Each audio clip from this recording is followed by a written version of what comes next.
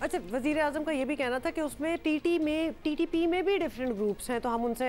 बात कर सकते हैं, क्योंकि एंकर खुद भी शॉक हो गया था, उसने बार बार दोबारा पूछा कि यहाँ कोई के मुताबिक 6,500 जंगजू हैं जो टीटीपी के इस वक्त अफगानिस्तान और थोड़ा सा एक रिमाइंडर, पहले भी ये मुज़ाकरात हो चुके हैं और हम सारों को पता है कि उसके बाद उनके साथ क्या हुआ। वो फ़ौरन से वायलेट करते हैं अपनी ही कही हुई बात। टीटीपी की हम बात कर रहे हैं। साथ ही आपको बताएं कि वज़ीर दाखिला शेख रशीद का कहना है कि तालिबान से बातचीत की इब्तिदा हो रही है, हमें पता है गुड कौन है और बैड कौन है। हमें वैसे ये टर्म पहली दफा तो नहीं सुन रहे हम ये, और पहले भी ये कोई डिटर्मिन नहीं हुआ, लेकिन सुन लें। मंजरनामा बदलने जा रहा है, जो हथियार घेर दे उससे बात हो सकती है, किसी नतीजे पे भी बातचीत नहीं पहुंची। हमें पता है कि गुड कौन है और बैड कौन है। सेनेटर वलीद इकबाल साहब हमारे साथ मौजूद हैं, उनसे ज़रा बात करते हैं। और एक फहरिस्त है मुआहिदों की जो इससे पहले भी हो चुके हैं, ऐसा नहीं है कि पहले नहीं हो सके। बहुत शुक्रिया सेनेटर साहब। सेनेटर साहब, शकई अमन मुआहिदा, सरोगा अमन मुआहिदा, सवात अमन मुआहिदा, हाफिज़ गुल मोहम्मद के साथ 2006 वाला मुआहिदा और मुतअद्दिद गैर तहरीरी मुआहिदे, ये सारे मुआहिदे हमने देख लिए, उनके नताइज जो बरामद हुए वो भी देख लिए। इस मरतबा उस पर तो बाद में आएंगे कि इससे ज़ाहिर पार्लियामेंट को एतमाद में लेना चाहिए, अवाम को एतमाद में लेना चाहिए, लेकिन जब हम एक प्रैक्टिस ऑलरेडी कर चुके हैं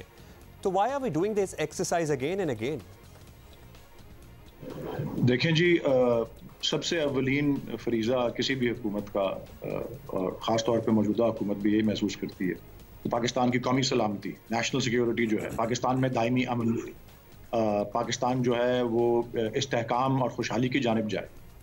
और बावजूद इस बात के कि आपने कोई लंबी फहरिस्त सामने लेके आए हैं जिसमें नताइज जो थे वो इतने मददगार नहीं थे, लेकिन ये जो अंग्रेज़ी का मकूला है जिसका उर्दू में तर्जुमा किया जाता है कि अमन को मौका देना चाहिए, तो मैं समझता हूँ कि अमन को मौका देने का, और हमारी गवर्नमेंट भी ये समझती है और प्राइम मिनिस्टर इमरान खान साहब भी, ये एक बात ज़रूर है कि ये जितनी लंबी फहरिस्त आपने बताई है, कम से कम इसमें पीटीआई गवर्नमेंट या प्राइम मिनिस्टर इमरान खान की क़यादत में ऐसी जो है वो मुआहदे नहीं हुए। और वो उन्होंने अपने इस मौक़िफ़ को, जो कि काफ़ी सालों से, 2 दहाइयों से वो वाज़े करते रहे हैं कि जंग जो है इसका हल नहीं है। हमारी सिक्योरिटी फोर्सेस की सरबराही में और उनके ज़ाहिर बड़े इन्फ्लुएंशियल ऑफिशियल्स के साथ ये मुआहदे तय पाए। साहब, आपने ये बात अच्छी की है कि वाकई खान साहब की ड्यूरेशन में, उनकी जब से वो आए हैं तो ये मुआहदे किए नहीं गए, but we live we learn, हमें पीछे से भी कुछ सीख लेना चाहिए। आप सिर्फ ये बता दें ये डिटर्मिन किस तरह होगा, ये धड़े जो हैं इनके बारे में बता दें, ये गुड तालिबान, ये bad Taliban, we have all been there. और हैंस अगर आप देखें कि अवाम बड़ी एक दफ़ा फट के इस बात पे निकली है कि ये कैसे हो सकता है कि आप टीटीपी के साथ कोई भी मुज़ाकरात करने की कोशिश करें, ये आपको एक्सप्लेन तो करना पड़ेगा, ये गुड बैड कौन है। देखिए, जिस तरह आपने अच्छा किया कि वज़ीर दाखिला की भी वो क्लिप जो है वो दिखाई। बेसिकली अभी जिस तरह उन्होंने शुरू में अपनी बात में कहा कि अभी बिल्कुल इब्तदाई मराहिल हैं, और ये मामला, ये बात ज़रूर है, इस बात में कोई दो राय नहीं है कि बहुत उन्होंने मज़ालिम ढाए हैं पाकिस्तान और उसके अवाम पर, पाकिस्तान के बच्चों पर। लेकिन ये इतना सिंपल, ये काफ़ी कॉम्प्लिकेटेड और पेचीदा और सेंसिटिव मामला है। और वंस अगेन मैं फिर दोहराऊंगा कि अमन को मौका देने वाला जो ये उसूल है, इसको कभी जो है इससे अपने आप को अलग नहीं करना चाहिए। मेरे ख्याल हमें भी, इमरान खान साहब को भी, पीटीआई को भी, की गवर्नमेंट को भी मौका दिया जाए कि वो अमन को एक मौका दें। और बाकी ये जो बात हो रही है कि जी गुड कौन है, बैड कौन है, ये अब जिस तरह ये वज़ीर दाखिला ने कहा कि बड़ा इब्तदाई मरहला है। अभी आगे मज़ीद जब कुछ ये तय हो जाएगी मनाजिल इस गुफ्तो शनीद की, और ये भी वाज़े हो जाएगा, और अगर पिछली बारी की तरह यही वाज़े होता है कि इसमें अमन नहीं आएगा, तो ये भी हमें मालूम है अच्छी तरह कि पाकिस्तान के वलीद साहब, ये कि 14 अगस्त पे अफगान तालिबान के अफगानिस्तान के टेक ओवर के बाद ये बात शुरू हुई है, क्योंकि बाज़ इत्तलात, मुतज़ाद इत्तलात ऐसी हैं कि प्रॉब्ली ये मुज़ाकरात तो काफ़ी पहले से हो रहे हैं, ऑलमोस्ट 1 साल से हो रहे हैं। मेरे पास जो इन्फॉर्मेशन है वो तो यही है कि अभी ख़ास तौर पे जब से फॉल ऑफ काबुल जो 15 अगस्त को हुई, और उसके बाद मोरलेस पूरे मुल्क पर जो है, अफ़गानिस्तान के मुल्क पर जो है कंट्रोल जो है अफ़गान तालिबान ने जो है वो हैंड कर लिया, काबू पा लिया, तो उसमें उनका एलानिया यही दुनिया को उन्होंने तसल्ली दी है, बशमूल पाकिस्तान के, कि वो अपनी सरजमीन को किसी और दूसरे मुल्क के ख़िलाफ़ दहशत गर्दी के लिए इस्तेमाल नहीं होने देंगे। तो अगर कोई ऐसे मुज़ाकरात जिसकी मुझे इन्फॉर्मेशन नहीं है, मेरे लिए तो वाज़े तौर पे यही है कि जब से वो कंट्रोल में आए हैं तालिबान,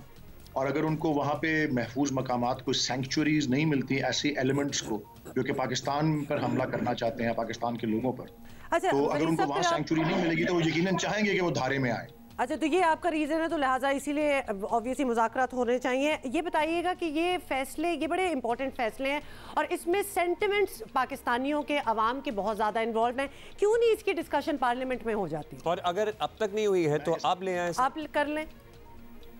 जी, मैं इसका जवाब देने से पहले ये ज़रूर अर्ज करना चाहता हूँ, अगर आपने बार बार ये कहा कि माजी जो है वो एक सबक की तरह होता है, और अगर माजी की तरह इस बार भी इससे हमें देर पा या दायमी अमन नहीं मिलता, तो मैं ये आपको वसूख से कह सकता हूँ कि पाकिस्तान की अफवाज, पाकिस्तान के कानून नाफिज करने वाले इदारे ये कैपेसिटी रखते हैं कि इनका मुकाबला करके, इनको पसपा करके इनका कला कमा कर सकें। लेकिन खून खराबा कोई नहीं चाहता इस मुल्क के अंदर। जहाँ तक पार्लियामेंट का ताल्लुक है, मैंने अर्ज किया कि ये बड़े इब्तदाई मराहिल हैं। अब ये किसी नतीजे तक कोई बात पहुँचे, कोई वजाहत हो, सामने आए कि जी कोई इसमें प्रोग्रेस हुई है और वाकई हम अब किसी इक़दाम की तरफ जा रहे हैं, तो इसको मुमकिनात से बाहर नहीं समझा जा सकता कि ये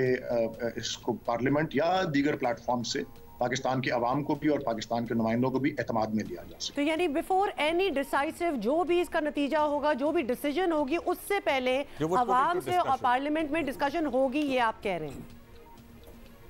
मैं ये कह रहा हूँ कि मैं इसको मुमकिनात से बाहर नहीं समझता। अब हो सकता है कि ये ऐसे मुज़ाकरात हों जो कि मानी खेज ही नहीं होते, तो फिर इसकी नौबत ही नहीं आएगी। ठीक है, सो इसलिए अभी इब्तदाई मराहिल पे कुछ कहना यकीन से। आपने एक चीज़ अच्छी कर दी कि आपने क्लियर कर दिया कि खुदा न खास्ता अगर कोई